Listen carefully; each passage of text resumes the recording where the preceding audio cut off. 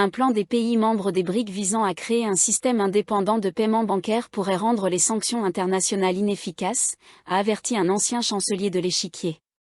Les BRIC, une alliance de grandes économies émergentes, comprennent la Russie, la Chine, l'Inde et le Brésil comme membres fondateurs, ainsi que désormais l'Afrique du Sud, l'Iran, l'Égypte, les Émirats arabes unis, et l'Éthiopie.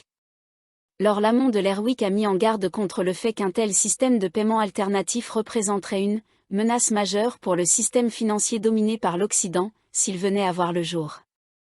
Ces déclarations font suite à l'annonce du président russe Vladimir Poutine, lors du dernier sommet des BRIC, de son plan pour dédollariser l'économie mondiale.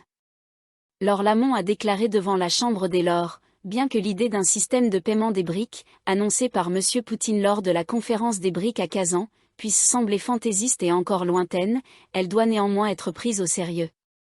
Si elle se concrétise, cela représenterait une menace majeure pour le système financier dirigé par l'Occident, mais surtout, cela rendrait impossible pour l'Occident d'imposer des sanctions à des pays comme la Russie, la Chine ou l'Iran, ou à d'autres pays hostiles.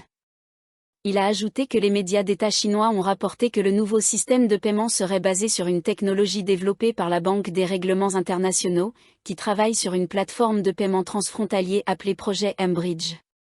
Laure Lamont a poursuivi, les États-Unis ont exprimé des préoccupations auprès de la Banque des règlements internationaux au sujet de ce transfert de technologie vers des acteurs potentiellement hostiles.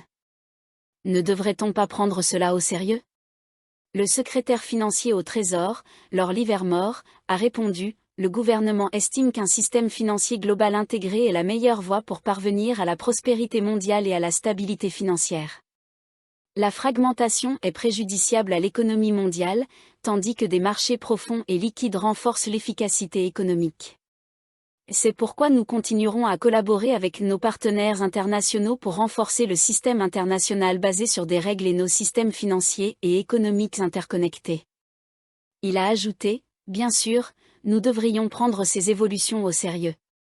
Je ne commenterai pas les propositions spécifiques annoncées par les BRIC.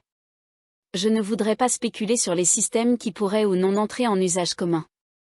Ce que je peux dire, c'est que le gouvernement croit fermement que le modèle actuel du système financier international fonctionne efficacement et qu'il continuera à travailler avec ses partenaires internationaux pour maintenir un système économique et financier interconnecté. En ce qui concerne l'efficacité des sanctions, nous continuons à penser que les sanctions économiques sont un outil important et efficace, et nous continuerons à les utiliser lorsque cela est nécessaire. Quant au potentiel d'affaiblissement des sanctions, nous prendrons toutes les mesures nécessaires avec nos alliés pour maintenir le système interconnecté et réduire les possibilités de contournement ou d'évasion des sanctions internationales. L'ancien diplomate Lord Haney de Chiswick a averti que la proposition du président élu Donald Trump d'augmenter significativement les droits de douane sur les importations aux États-Unis pourrait accélérer le projet des BRIC. Le père indépendant a déclaré, si le président élu des États-Unis met en œuvre certaines des versions les plus extrêmes de ses idées sur les tarifs douaniers, cela risque de donner une impulsion et un élan aux tentatives des BRIC de se détacher du système financier existant. Pendant ce temps, la baronne Kramer, membre du Parti libéral-démocrate, a souligné que le système actuel de paiements internationaux est désastreux, et que, si les BRIC parviennent à en créer un plus performant, les utilisateurs afflueront vers cette alternative. Elle a déclaré, en raison de la complexité de ma famille, je dois transférer des fonds à l'international plusieurs fois par an. Le système suppose que je suis une terroriste, les banques appliquent des frais exorbitants, des taux de change défavorables, et utilisent une technologie contraignante. Même les nouvelles applications en ligne, auxquelles j'avais beaucoup d'espoir, présentent de sérieuses limitations. Les gouvernements occidentaux, y compris le nôtre, comprennent-ils que, s'ils ne réforment pas ce système international de paiement totalement inefficace et que les BRIC en conçoivent un qui soit à moitié efficace et abordable, les utilisateurs se tourneront massivement vers ce système par pur désespoir ? Lord Livermore a déclaré qu'il ne lui semblait pas approprié de commenter les futures politiques de l'administration Trump, mais que le Royaume-Uni travaillera en étroite collaboration avec les États-Unis sur une série de questions de sécurité, y compris les sanctions.